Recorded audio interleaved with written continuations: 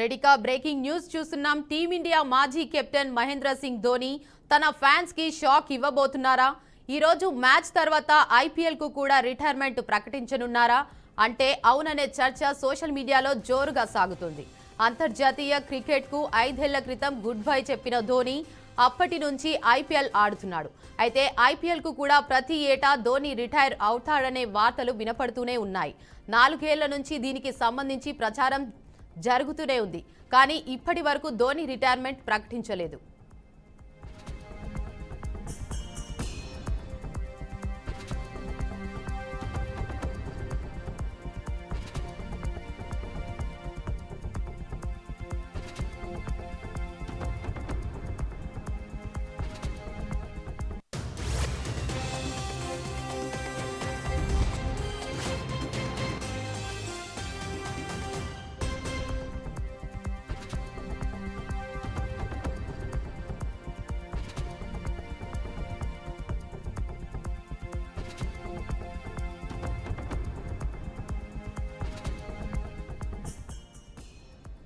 ఇదిలా ఉంటే గత ఐపీఎల్ సీజన్లో ధోని పెద్దగా ఆకట్టుకోలేకపోయాడు. దీనిపై చెన్నై అభిమానులు కూడా బహిరంగంగానే అసహనం వ్యక్తం చేశారు. జట్టు ఎంపిక విషయంలో కూడా ధోని సమర్థవంతంగా వ్యవహరించలేదనే ఆరోపణలు సైతం వినిపించాయి. దీంతో ధోని తప్పుకుంటే మంచిదని చాలా మంది అభిమానులు సోషల్ మీడియాలో కామెంట్లు కూడా చేశారు. దీనిపై జాతీయ మీడియాలో సైతం చర్చలు జరిగాయి. కానీ ధోని మాత్రం ఐపీఎల్ క్రికెట్ నుంచి తప్పుకోవడానికి ఆసక్తి చూపించలేదని సమాచారం.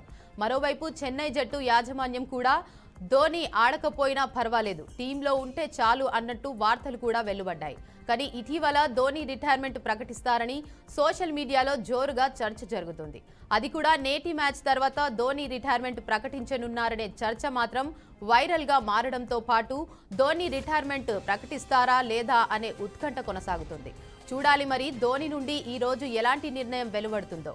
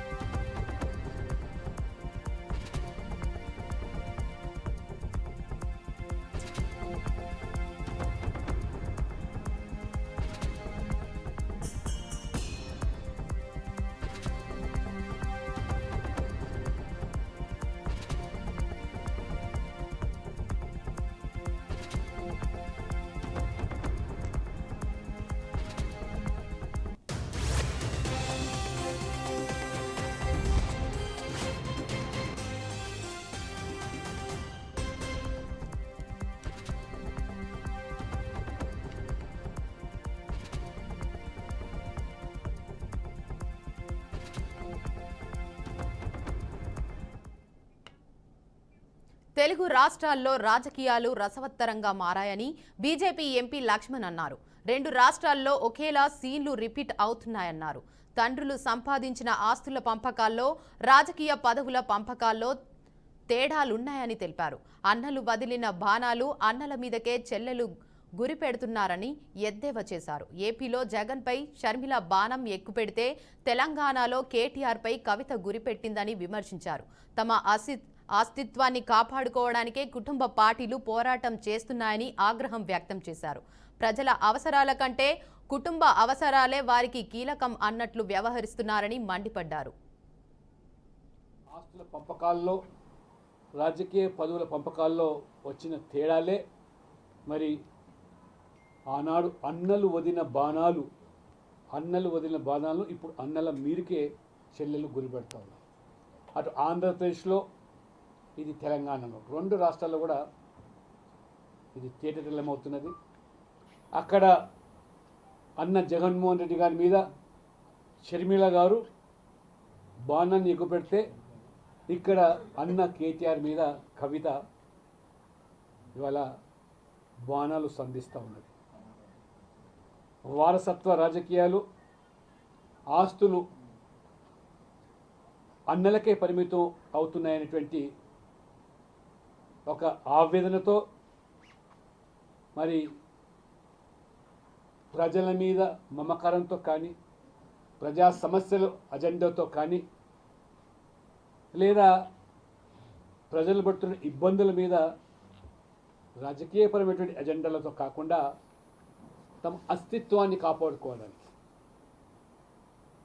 ఇవాళ ప్రజల అవసరాల కంటే మా కుటుంబ అవసరాలు, మా కుటుంబ వారసత్వమే ముఖ్యమని భావిస్తూ తెర మీదికి ఈ 2 రాష్ట్రాల్లో, తెలుగు రాష్ట్రాల్లో మరి నిన్న వైఎస్ఆర్ ఫ్యామిలీ, ఇవాళ నేడు కేసీఆర్ కుటుంబం వీధుల్లో పడి రచ్చకెక్కుతూ ఉన్నారు.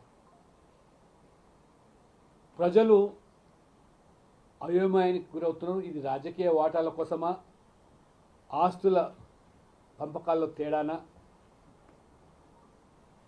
మరి 2 రాష్ట్రాల్లో రాజకీయమైనటువంటి పరిణామాలు గమనిస్తూ ఉంటే ఇవాళ అన్నల మీదికి చెల్లెలను ఉసుగొల్పే దాంట్లో కాంగ్రెస్ పార్టీ ప్రధానమైన పాత్ర పోషిస్తున్నట్టుగా ఇది తేటతెల్లమవుతున్నది. ఇవాళ మనం చూసాం ఆంధ్రప్రదేశ్లో అధికారం కోల్పోగానే జగన్మోహన్ రెడ్డి గారి మీదకి షర్మిలను ఉసిగొల్పి ఇప్పుడు పిసిసి అధ్యక్ష పదవి అప్పచెప్పితే ఇప్పుడు కవితను పావుగా వాడుకుంటున్నటువంటి భూపాలపల్లి జిల్లా కాళేశ్వరంలోని సరస్వతి పుష్కరాలకు రాష్ట్ర గవర్నర్ శ్రీ జిష్ణుదేవ్ వర్మ దంపతులు హెలికాప్టర్లో పర్యటించారు. కుటుంబ సమేతంగా ఆయన కాళేశ్వరం పుణ్యక్షేత్రాన్ని సందర్శించారు. ఈ సందర్శనలో మంత్రి శ్రీధర్ బాబు, అధికారులు శ్రీ జిష్ణుదేవ్ వర్మ దంపతులకు స్వాగతం పలికారు. అనంతరం త్రివేణి సంగమం వద్ద గవర్నర్ దంపతులు పుష్కర స్నానం ఆచరించారు. తద్వారా ముక్తేశ్వర స్వామిని దర్శించుకున్నారు.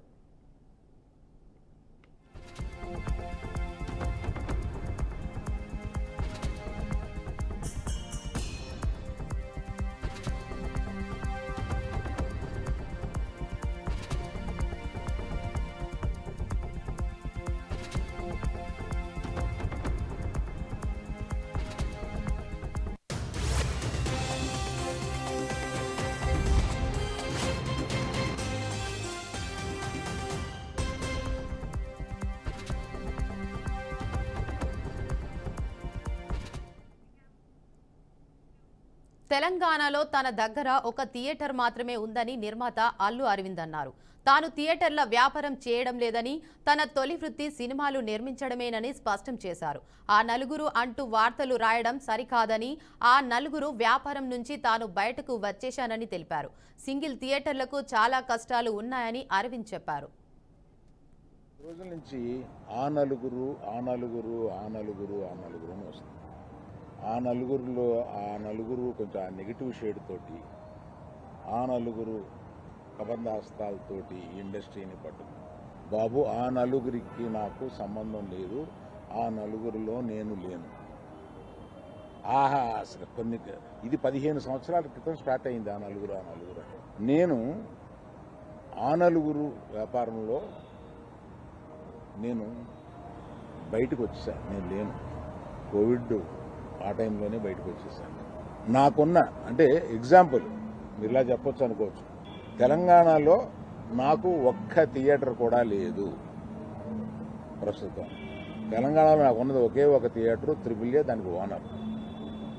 కనుక నా దగ్గర ఒక్క థియేటర్ కూడా లీజులో లేదు. ఆంధ్రాలో కూడా అన్నీ వదిలేసుకుంటా వచ్చేసి నా దగ్గర మొత్తం 1500 థియేటర్లు ఆంధ్రాలో ఉంటే, అదే మొత్తం తెలుగు రాష్ట్రాల్లో ఉంటే నా దగ్గర 15 లోపు ఉన్నాయి. అన్నీ వదిలేసుకుంటారాగా అవి కూడా మా స్టాఫ్ తోటి లీజులు అయిపోయిన తర్వాత ఎప్పుడు లీజులు రెన్యూ చేయకండి వీటిని అని చెప్పాను. కనుక నా దగ్గర ఆ థియేటర్లు లేవు. ఎందువల్ల నన్ను అంటే పాత అలవాటు కొద్దీ అందరూ నన్ను ఆ నలుగురులో అదేదో ఫోటోలు వేయడానికి మాది బాగుంటాయి కనుక అందరు పెద్దల ఫోటోలు వేస్తా, విమర్శకు బాగుంటుంది కనుక కొంచెం అలా విమర్శిస్తున్నారు. నేను దయచేసి మీడియా మిత్రులను అడిగేది ఏంటంటే, ఆ నలుగురు అని వేసేటప్పుడు నన్ను కలపకండి, నేను లేను, ఆ వ్యాపారంలో లేను, నేను అన్నీ వదిలేశాను. 1500 థియేటర్లకి 15 మాత్రమే, 15 లోపే నా దగ్గర ఉన్నాయి. అవి కూడా త్వరలో నా దగ్గర ఉండవు, వద్దని చెప్పాను. కేరళ సముద్ర తీర ప్రాంతంలో కేరళ విపత్తు నిర్వహణ సంస్థ హై అలర్ట్ ప్రకటించింది. లైబీరియాకు చెందిన ఓ భారీ నౌక కేరళ సముద్ర తీరానికి 38 నాటికల్ మైళ్ల దూరంలో ప్రమాదానికి గురైందని, అది పూర్తిగా సముద్రంలో మునిగిపోయిందని ఇండియన్ కోస్ట్ గార్డ్ ప్రకటించింది. ఈ నౌకలో 640 కంటైనర్లు ఉండగా వాటిలో 13 కంటైనర్లలో ప్రమాదకరమైన రసాయనాలు, 12 కంటైనర్లలో కాలుష్యం కార్బైడ్, మిగిలిన వాటిలో 84.44 మెట్రిక్ టన్నుల డీజిల్, 367.1 మెట్రిక్ టన్నుల ఫర్నెస్ ఆయిల్ ఉన్నట్లు తెలిపింది. ఇవి లీక్ అయితే సముద్ర జలాలు తీవ్రంగా కలుషితమయ్యే ప్రమాదం ఉండడంతో అధికారులు కొచ్చి తీరంలో హై అలర్ట్ ప్రకటించారు.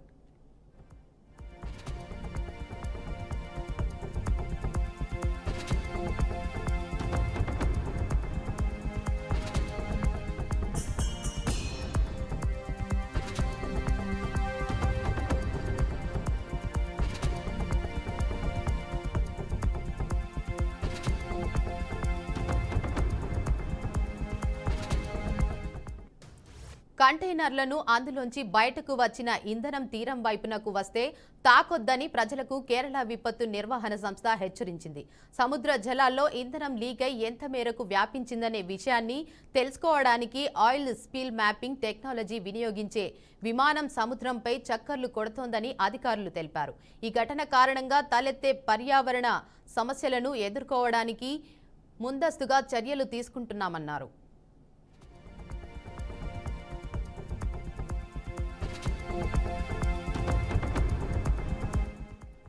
విజింజాం పోర్ట్ నుంచి శుక్రవారం బయలుదేరిన 184 మీటర్ల పొడవున్న ఎంఎస్సీ ఎల్సా 3 నౌక శనివారం మధ్యాహ్నానికి కొచ్చిన్ చేరుకోవాల్సి ఉండగా కంటైనర్ నౌక సముద్రంలో మునగడాన్ని గమనించిన ఇండియన్ కోస్ట్ గార్డ్ ఐసీజీ వెంటనే స్పందించి సహాయక చర్యలు చేపట్టింది. అందులో ఉన్న మొత్తం 24 మంది సిబ్బందిని సురక్షితంగా తీరానికి చేరినట్లు అధికారులు పేర్కొన్నారు. 1 to 15 hours we received the distress call from motor vessel MSC Elsa 3. It was Saturday and the crew were off. Indian Navy deployed 2 ships, INS Satpura and INS Sujata. INS Sujata arrived at 1900 hours on the scene and Satpura arrived at 2000 hours. The situation that we faced at that point of time, the challenges that we faced were that we had adverse conditions. We had wind speeds gusting up to 40 knots. We had debris in the water. We had containers in the water, which made approaching the ship, and particularly at night time, very difficult. In the evening, 21 crew were rescued by ICGS Arnvesh. This morning, the remaining 3 crew, that is the captain, the first engineer, and the second engineer, were rescued. All 3 were administered first aid. They're all safe now. At this point, I'd like to only state that we were prepared for every contingency, and we are in the business of saving lives, and we have delivered. Mahabubabad జిల్లాలో ప్రభుత్వ వైద్యులపై వరుసగా కేసులు నమోదవడం కలకలం రేపుతోంది. ప్రముఖ పిల్లల వైద్యుడు doctor స్వామిపై లైంగిక వేధింపుల కేసు బంజారాహిల్స్ పోలీస్ స్టేషన్లో నమోదైంది. మరో వైద్యుడిపై నిబంధనలకు విరుద్ధంగా అబార్షన్ నిర్వహించినట్లు కేసు నమోదు చేశారు. ఒకే నెలలో 2 ప్రభుత్వ డాక్టర్లపై కేసులు రావడంతో ఉమ్మడి వరంగల్ జిల్లాలో ఈ వ్యవహారం చర్చనీయాంశంగా మారింది.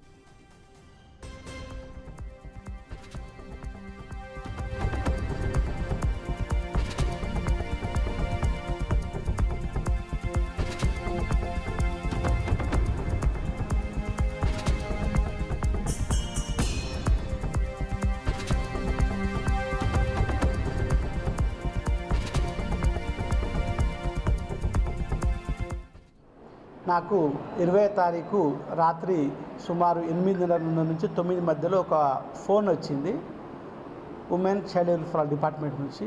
ఏంటిదంటే క్రాంతి మెమోరియల్ హాస్పిటల్లో భ్రూణహత్య జరుగుతుంది సార్, మీరు స్పందించండి అని. సో నేనేం చేశానంటే 9:30 కాగానే లోకల్ స్థానిక వైద్యాధికారి మరియు సిబ్బందిని హుటాహుటిన హాస్పిటల్కి పంపించడం జరిగింది. వాళ్ళు అక్కడికి వెళ్ళేసి పేషెంట్ని చెక్ చేసేసేసి ఒక 23 వారాల గర్భవతి మహిళ కడుపు నొప్పితో అడ్మిట్ అయిందనేది ఆ హాస్పిటల్ వాళ్ళు మాకు తెలియజేసిన వివరాలు. 23 వారాల మహిళ కడుపు నొప్పితో హాస్పిటల్ అడ్మిట్ అయినప్పుడు మీరేం చేస్తున్నారంటే మేము కడుపు నొప్పితో వచ్చినప్పుడు ఫస్ట్ ఎయిడ్ ట్రీట్మెంట్ చేశామని వాళ్ళు చెప్పారు. సో మాకెందుకో డౌట్ వస్తుంది, ఇది కడుపు నొప్పి కాదు ఇంకేమైనా వేరే ప్రాబ్లమ్స్ ఉండొచ్చు అని డౌట్ వస్తుంది. కాబట్టి ఇక దీనిపై మరింత సమాచారాన్ని మా ప్రతినిధి సల్మాన్ అందిస్తారు. సల్మాన్. దేవిక, మహబూబాద్ జిల్లాలో దారుణం చోటు చేసుకుందని చెప్పవచ్చు. వైద్య వృత్తిలో ఉండి ఒక వైద్యురాలిపై లైంగికంగా దాడి చేశాడు. దీనికి సంబంధించి మహబూబాద్ జిల్లాలో జరిగింది. పెళ్లి చేసుకుంటానని వైద్యురాలిని నమ్మించి బంజారాహిల్స్ లోని ఒక స్టార్ హోటల్లో లైంగికంగా దాడికి పాల్పడిన వైద్యుడిపై బంజారాహిల్స్ పోలీస్ స్టేషన్ లో కేసు నమోదైంది. బంజారాహిల్స్ పోలీసులు తెలిపిన వివరాల ప్రకారం మహబూబాద్ లోని అమ్మ ఆసుపత్రిలో పిల్లల వైద్య నిపుణుడిగా పనిచేస్తున్న డాక్టర్ జర్సుల స్వామి 2023లో అక్కడే మెడికోగా పనిచేస్తున్న యువ వైద్యురాలు తనకు ఏర్పడిన పరిచయం తోటి ప్రేమకు దారితీసింది.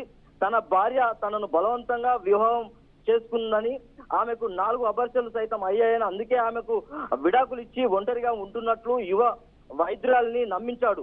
ఆమెతో స్నేహం ప్రేమకు దారితీసి విషయం పెళ్లి వరకు వెళ్ళింది. 2024లో సెప్టెంబర్లో వైద్యురాలు నగరానికి వచ్చి ఒక ప్రభుత్వ ఆసుపత్రిలో వైద్యురాలిగా పనిచేస్తున్నది. ఇదిలా ఉండగా డాక్టర్ స్వామి ఈ ఏడాది జనవరి 12న నేషనల్ పెడికన్ సదస్సు నిమిత్తం నగరానికి రాగా ఆ సదస్సుకు యువ వైద్యురాలు సైతం హాజరైంది. ఇద్దరు కలిసి అదే రోజు బంజారా హిల్స్ లోని పార్క్ హయత్ హోటల్లో ఒక గదిలో వీరు ఆ రూమ్ తీసుకున్నారు. పెళ్లి పేరుతో నమ్మించిన డాక్టర్ స్వామి ఆమెపై బలవంతంగా లైంగిక దాడికి పాల్పడ్డాడు. విషయం బయటికి పెళ్లి చేసుకుంటానని నమ్మించి వెళ్లిపోయాడు. స్వామి వ్యవహారం తీరును అనుమానించిన యువ ఆ యొక్క వైద్యురాలు అతని గురించి విచారించగా భార్యకు విడాకులు ఇవ్వలేదని తెలుసుకున్నది. తనకు జరిగిన అన్యాయాన్ని స్వామి తల్లిదండ్రుల దృష్టికి యువ వైద్యురాలు తీసుకెళ్లింది. వారి నుంచి ఎలాంటి స్పందన లేకపోవడంతో ఆమె సోమవారం బంజారాహిల్స్ పోలీస్ స్టేషన్లకు ఫిర్యాదు చేసింది. ఈ యొక్క పోలీసులు డాక్టర్ స్వామిని అతని కుటుంబ సభ్యులపై పలు సెక్షన్ల కింద కేసు నమోదు చేశారు. ఖచ్చితంగా ఇలా వైద్య వృత్తిలో ఉండి ఇలా ఒక వైద్యురాల్ని నమ్మి మోసం చేయడం చాలా బాధాకరమని మహబూబాద్ జిల్లాలో చోటు చేసుకుంది. అదే విధంగా అబార్షన్ల పేరుతోటి ఒక డాక్టర్ కూడా వృత్తిరీత్యా డాక్టర్ అయి ఉండి అబార్షన్లు సైతం భ్రూణ హత్యలకు పాల్పడిన సంఘటన మహబూబాద్ జిల్లాలో చోటు చేసుకుంది. ఇదిలా ఉంటే మహబూబాద్ జిల్లాలో భ్రూణ హత్యలు కూడా చాలా విపరీతంగా పెరుగుతున్నాయి. దీనికి సంబంధించి ఆర్ఎంపీ వైద్యులతోటి వీరు కుమ్మక్కయ్య దానికి సంబంధించి తెలియకుండా అబార్షన్లు చేస్తున్నారు. ఒకవేళ ఆడపిల్లని తెలియడంతో దానికి అబార్షన్లు చేసుకునే విధంగా వారి తల్లిదండ్రులను ఒప్పించి లేకుంటే ఏదో రకంగా డబ్బులు గుంజేందుకు మాత్రం ఈ యొక్క డాక్టర్ వృత్తికి మచ్చ తెస్తున్నారని చెప్పవచ్చు. Okay Salman, right, thank you.